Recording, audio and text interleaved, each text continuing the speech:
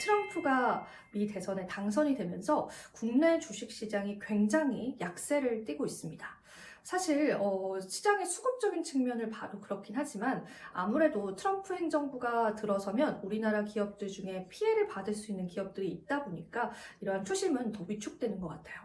두 가지의 산업 분야를 이야기해 볼 수가 있을 텐데요. 반도체와 2차 전지 쪽을 얘기해 볼 수 있겠습니다.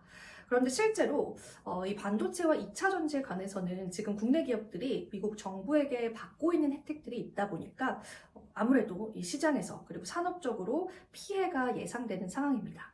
우리는 이 부분에 관해서 자세히 들여다볼 필요가 있겠어요. 반도체 칩스법과 IRA 법안을 폐지하게 된다면 어떤 피해를 입게 될 건지 수치적으로 좀 계산을 해봤거든요. 우리가 한번 같이 이 자료들 살펴보면서 이야기 나눠보면 좋을 것 같습니다. 네, 트럼프 리스크 우리 한번 자세히 알아보도록 해요.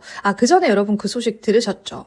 트럼프 행정부가 상원과 하원 모두를 장악하게 됐습니다. 사실 상원에 대해서는 조금 더 빨리 결과 발표가 나왔고요. 하원은 이제 개표가 진행 중이었는데 하원 같은 경우가 이제 미국 내에 있는 모든 재정을 담당하고 있기 때문에 그동안 트럼프가 공약으로 내세웠었던 관세라든지 또 자국에 대한 감세 정책들이 더 빠르게 이루어질 수 있다라는 그런 가능성이 대두가 되고 있어요.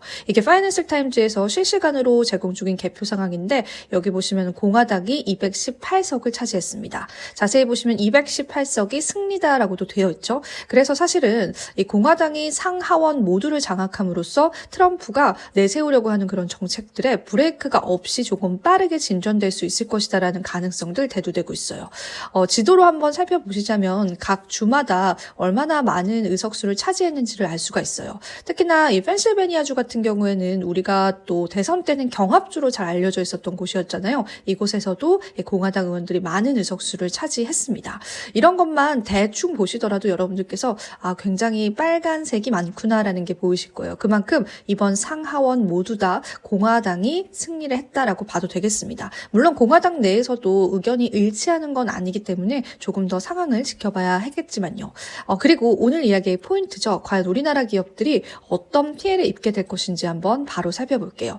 반도체와 2차 전지 쪽으로 좀 나눠볼 수 있겠습니다. 우선 반도체 쪽 좀 주목을 해보도록 할게요. 지금 반도체 칩스법이 폐지될 수 있다라는 그런 가능성 제기되고 있잖아요. 먼저 첫 번째로 삼성전자가 미국 텍사스주 테일러 공장을 2026년도에 가동 예정이다라고 합니다. 그런데 미국 정부로부터 받기로 했었던 그 세제 혜택이 무려 9조 원이나 된다라고 해요. 이렇게 되게 되면은 만약에 이 반도체 칩스법이 폐지가 되게 되면 이 9조 원이라는 혜택을 또 못 받게 될 수도 있다는 거잖아요. 이게 기업의 리스크로 대두가 될 수 있습니다.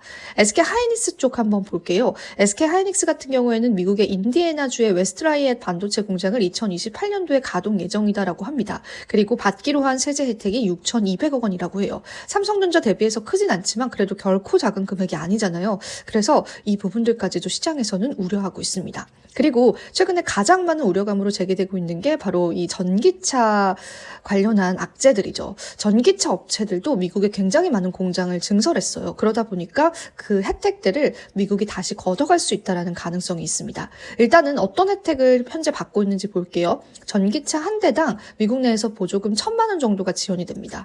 그리고 이제 셀 업체들에게는 1kW당 35달러의 세제 혜택이 제공이 되거든요. 자, 그럼 우리나라 기업 중에서 대표적인 전기차 업체들 한번 꼽아볼게요. 현대차 그룹도 있습니다. 현대차 그룹은 미국 조지아주의 전기차 신공장을 이미 2024년 10월에 가동 개시를 했습니다. 그런데 만약에 IRA 법안이 폐지가 되게 되면은 이러한 혜택들에 관해서 받지를 못하게 되는 상황이기 때문에 이 부분에 관한 불이익이 있다라고 볼 수도 있겠어요.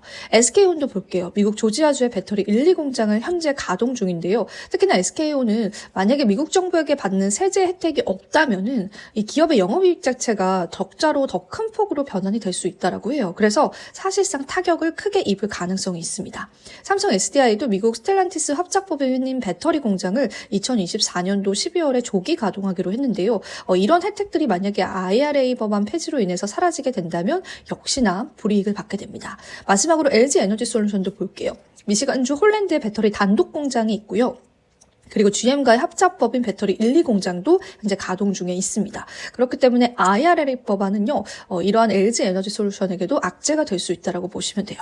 하지만 LG 에너지 솔루션은 그와는 별개로 최근에 수주 소식들이 굉장히 많이 들려왔잖아요. 그래서 기업 자체로 놓고 봤을 때는 IRA 법안에 관한 피해는 받겠지만은 너무 일을 또 잘하고 있는 기업이기 때문에 조금 다른 시선으로 바라보셔도 될 것 같습니다. 자, 그리고 트럼프 리스크 한 가지만 더 살펴보도록 할게요. 일단은 이 원달러 환율에 관해서는 이미 우리 시장이 지금 그 충격을 받고 있죠. 1,410원까지 돌파하는 모습을 보여주기도 했습니다.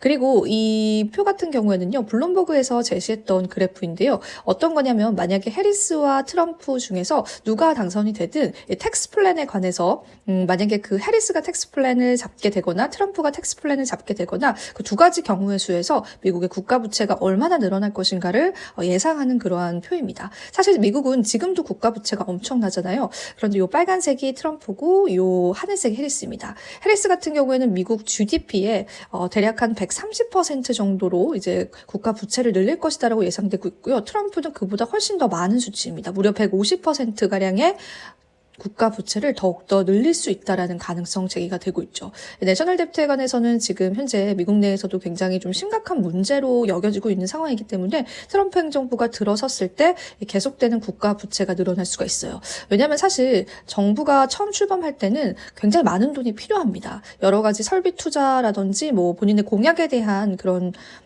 투자들을 계속 이어나가야 되잖아요. 그러다 보니까 국가 부채가 늘어날 텐데 안 그래도 지금은 미국은 국가 부채가 굉장히 상당히 많은 상황이기 때문에 여기에 추가적인 국가 부채가 늘어나게 된다면 사실 우리가 연준은 지금 긴축을 하고 있고 또 미국 같은 경우에는 계속해서 돈을 찍어내는 형태가 되는 거기 때문에 다시금 인플레이션이 도래할 수 있다는 우려감이 있어요. 실제로 트럼프가 집권을 하게 되면 트럼프 같은 경우에는 인플레이션을 촉발시킬 수도 있을 것이다라는 그러한 시장의 우려감이 있습니다. 그러다 보니까 우리가 지금까지 기대하고 있었던 시장의 금리 인하가 조금 늦춰질 수 있을 것이다라는 가능성들도 대두가 되고 있는 거죠. 그래서 우리가 매크로적인 변수로 봤을 때는 이러한 리스크들도 한번 체크해 보시면 좋을 것 같아요. GDP 대비 예상 부채에 관한 퍼센테이지들 과연 블룸버그 통신의 예상치가 맞을지는 모르겠지만은 그래도 우리가 한번 고심해 보셔야 할 부분인 것 같습니다. 네, 어떠세요? 실제로 보니까 굉장히 그 피해 규모가 크다라는 생각이 들죠. 하지만 일각에서는 트럼프가 독단적으로 IRA 법안이라든지 반도체 칩스법을 해제하기에는 다소 무리가 있다라고 합니다. 그래도 기업의 입장에서는 그리고 국내 입장에서는요, 이러한 리스크들에 관해서 어떻게 대처를 할 건지 그 대처안들 역시도 고민해 볼 만한 요소인 것 같습니다. 자, 오늘 여러분들과 이런 고민에 관한 이야기 나눠봤는데요.